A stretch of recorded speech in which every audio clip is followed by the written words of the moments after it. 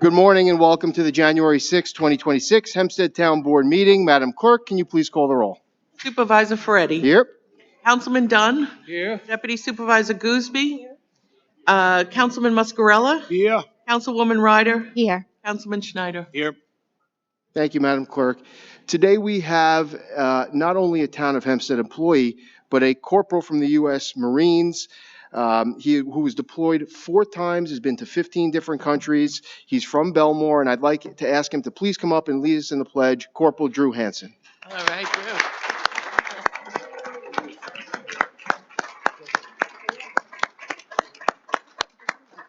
Thank you. Please, right hand over your heart. Repeat after me. I pledge allegiance to the flag of the United States of America and to the republic for which it stands, one nation, under God, indivisible, with liberty and justice for all. Thank you, Corporal.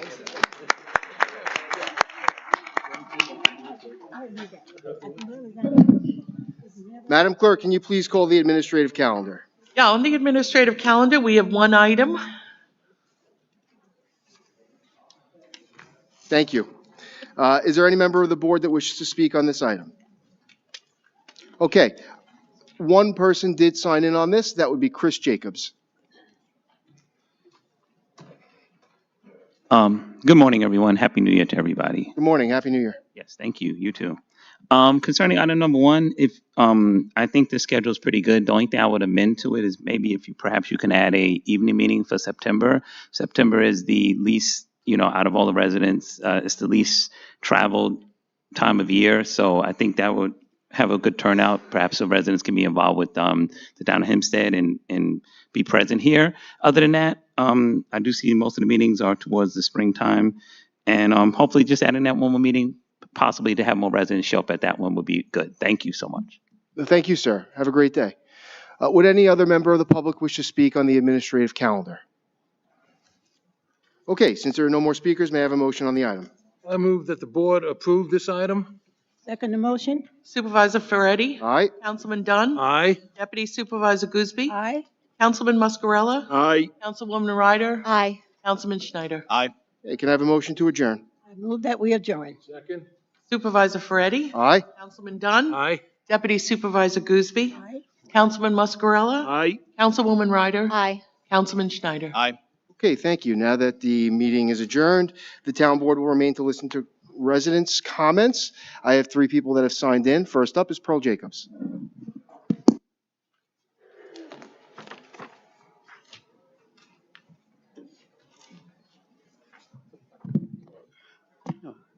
Pull this down.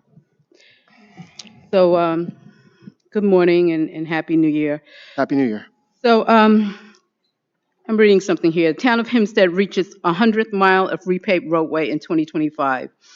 Levittown, New York, in a significant achievement for America's largest township, Supervisor John Ferretti today announced the completion of the 100th mile of repaved roadway in 2025, underscoring the town's commitment to long-term infrastructure investment and improved quality of life for residents. Joined by his colleagues on the Hempstead Town Board and surrounded with paving equipment, Supervisor Ferretti made the milestone announcement at the freshly paved intersection of Howe Court and Whittier Avenue in Levittown. This 100th mile isn't just about asphalt, it's about results, said Supervisor Ferretti. It represents our ongoing dedication to building stronger, safer, and longer-lasting roadways across the town of Hempstead. With nearly 110 miles of road work expected to be completed by the end of the year, Hempstead is now on pace to repave at least 100 miles of town-maintained roadways annually. This ambitious goal will enable the town to repave all 1,200 miles of local roads approximately every 15 years, ensuring smooth and safe streets for decades to come. As the colder months approach, Supervisor Ferretti reminded residents of the town's proactive pothole patrol, a dedicated unit within the highway department that addresses road damage during winter months. So I have here pictures, Bedford Avenue, Bedford Court in Uniondale. PTA called me, parents, I was at a meeting, parents surrounded me and asked me to help them because this is what the streets in front of California Avenue Elementary School look like. It's dangerous. There are craters. They're not potholes. They look like craters. I looked at them myself, took the pictures, okay? It's an absolute danger to these children, as well as the staff at California Avenue High School. I do not understand how this was left out, from your project. I don't know how this was missed. You put in your article, every repaved mile is a step towards a better Hempstead. We're investing in neighborhoods, supporting our residents, and ensuring our roads reflect the high standards our community deserves. Apparently not for the children at California Avenue Elementary School. This is a danger. As you can see, you can look at the pictures. I will submit these pictures. Thank you. And I hope these roads are paved immediately. It's a danger, a safety issue for our children and for anyone that walks there, especially our children. I expect a result. Thank you for your comments, Ms. Yeah, Ms. thank- Jacobs. Is California Avenue, do you know, that's a town of Hempstead roadway? California Avenue is the town of Hempstead Road. Okay, so we'll review the photographs that you submitted. And, Sorry, yeah, Bedford Avenue, Bedford Court, town of Hempstead, yes. okay, so those are the pictures of Bedford Avenue, Bedford Court? Correct, yes. All right, so we'll look at those pictures. Also, Commissioner Brian Kunzik is here as well. If you don't mind, if you could just see him at the back of the room, we'll definitely make sure that immediate action is taken to fill any potholes by any vital area that's brought to our attention, including in front of schools. So we'll get right on filling the potholes. But we definitely, once the paving season starts up again, you can't do it when it's really cold outside like it is now. But in the spring, when we start our paving again, we'll certainly prioritize any roadway, including Bedford Avenue, that's within the So is there vicinity of a anything school. that's, So I thank you, and Commissioner Kunzik will meet with you in the anything back. Now? Thank you. Thank you so much. Next up is Ms. Marcia DiTieri.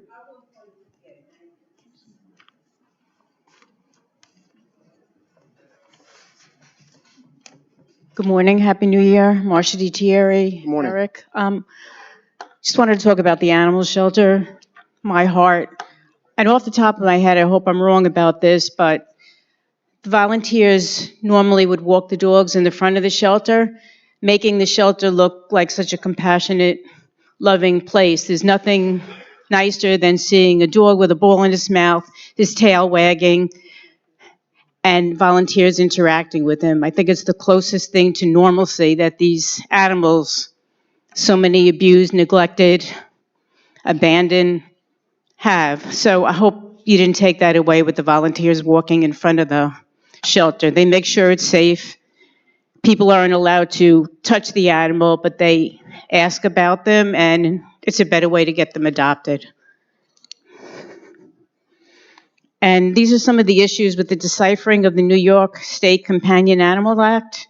One of the laws indicates that decimal levels should be recorded at least once weekly during cleaning and resting times.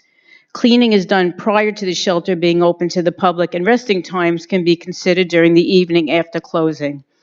The public interacting, enriching, and possibly adopting these dogs will not interfere with this. Animals need interaction with all people to become social.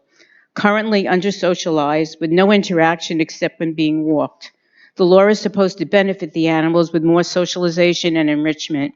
You have taken that away from letting them slowly become less and less adoptable without the interaction needed for enrichment.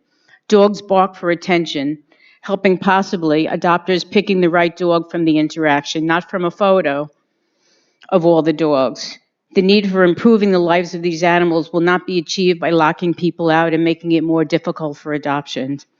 I have seen firsthand the disappointment in people's faces after being told they cannot go into the kennels to look at the animals. You cannot find your forever friend from looking at a photo. There is nothing that says do not allow public into the kennels. Increasing staff to allow supervised visits during the day to answer questions without leaving the adoption room empty would be beneficial. Animals lying quietly in their cages all day might be quieter, but that makes them shut down. Haven't they gone through enough? This will not increase adoptions, and isn't forever adoptions what we want? The grants are due by the end of the month, if we want money. The department invites eligible, municipal and incorporated not-for-profit pound shelters, humane societies, and rescue facilities to submit proposals for funding consideration from the Companion Animal Capital Projects Fund. Grant funds are available for the costs. All right. Thank you. I could submit this to you. Yeah, please do. This Please way you do. have the- I want to thank you for your comments and also thank you for the conversation we had last week on the telephone. Just to address a couple of the comments you made, you spoke about dogs being walked in front of the shelter. You're correct. The dogs will be walked, but they will be walked on town property. We have trails behind the shelter.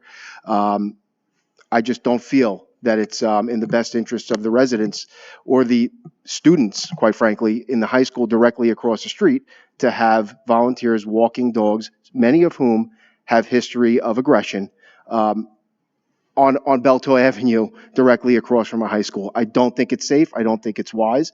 There's plenty of other space to give the dogs the walks they need, and that's what we're doing with that, number one. Number two, you speak about the kennels being shut to the public. Any member of the public can come in, they can pick out any dog and meet and greet that dog in our meet and greet room, supervised. You draw the conclusion that there's difficulty adopting as a result of that new policy. I can only provide you with numbers. The policy went into effect December 15th, which, by the way, the policy went in place because of the state law that you referenced, which requires the decibel levels to be below 0.85 decibels. And that can only be done if the public is not walking through, because as you likely know, when people that the dogs are not familiar with walk through the kennels, they get very, very crazed. But in any event, here are the numbers since December 15th. Since December 15th, 104 animals have left the shelter. 70 animals went to adoption or rescue. 34 animals went to foster. 20 dogs were adopted. 4 dogs in foster, 2 dogs went to rescue. So the idea that this new policy is preventing adoptions, although it may be a nice talking point by political adversaries, it's not factual. This is what's gone on since December 15th. And we plan on continuing to expand opportunities for people to adopt, just like the opportunity we have right now around the holidays where we've waived the fees for adoption. We're going to be increasing our efforts to get dogs adopted and animals adopted and rescued, but we're going to do it safely and we're going to do it wisely. So thank you for your comments. I appreciate it, and I hope to continue having conversations with you about this in the future. Our next speaker is Diane Madden. Diane Madden. Good morning. Who are your political adversaries? Maybe you don't like what people have to say, but there's a big difference. But regardless, you continue to misrepresent a law, and you should really be able to recite that law if you're going to claim that a law is what's blocking the public. For 70 years, the public has had free, unfettered access to the animal shelter. So this is a First Amendment violation. Basically, you should rename the animal shelter Mr. Ferretti's Minnesota Daycare because you're locking the animals, the people out. And it's not because of all of your, wherever you got those statistics from or whatever it is. It's because you don't want witnesses, Mr. Ferretti. That's what it is. Because shortly after you did this, a dog safari died very slowly in his cage, surrounded by bloody diarrhea and vomit. And everyone waited too long to transfer that dog to a vet. And I believe wholeheartedly that just in the same way that dying animals are shipped out the back door real quick, they don't want that on their numbers. They just want the numbers that you repeated that I would hardly question. But regardless, animals, that law was created to increase transparency, to increase enrichment. Dogs are pack animals. You've basically locked them behind doors, and you have people, and I've seen it myself, coming into the animal shelter and saying no. And some of them have even gone back and gone to Last Hope, who, by the way, although I won't speak for them, I'll speak for some of the volunteers that are involved, saying that what you've done is completely wrong. that they are considering severing their relationship with the Hempstead shelter. In fact, your administrators just put out an email to some rescues because you've lost so many rescues over shutting the public out. I don't know who is supporting this or any board members, but shame on you if that's what you're doing, because this is a First Amendment issue. 70 years of the public freely going through there, and to have this supervisor come in and shut the public out is a First Amendment violation, and it's the opposite of transparency. And I did note, talk about your adversaries. Some of your adversaries spoke about the importance of transparency in government. That's something during your campaign that you never spoke about. So this kind of coincides with what you're doing at the animal shelter, and I can't even imagine what you're doing in other town departments if that is the case. And I know you have such a fondness for employees, but the fact of the matter is employees have been very distraught about this, and they've been very open about that. So you've put them in a disadvantaged position. And my final comments is that at least Kate Murray will be honest on her emails about foils and say there are limited staff. You're never open about. Thank you so much, Ms. Men. Yes, we have sent emails to rescues because we have an ongoing effort to increase the amount of rescues that we will be collaborating with to get these dogs into safe places. I hope that you would agree with that strategy. I guess you don't. But in any event, any other members of the public wish to speak? Okay, thank you. Have a great afternoon.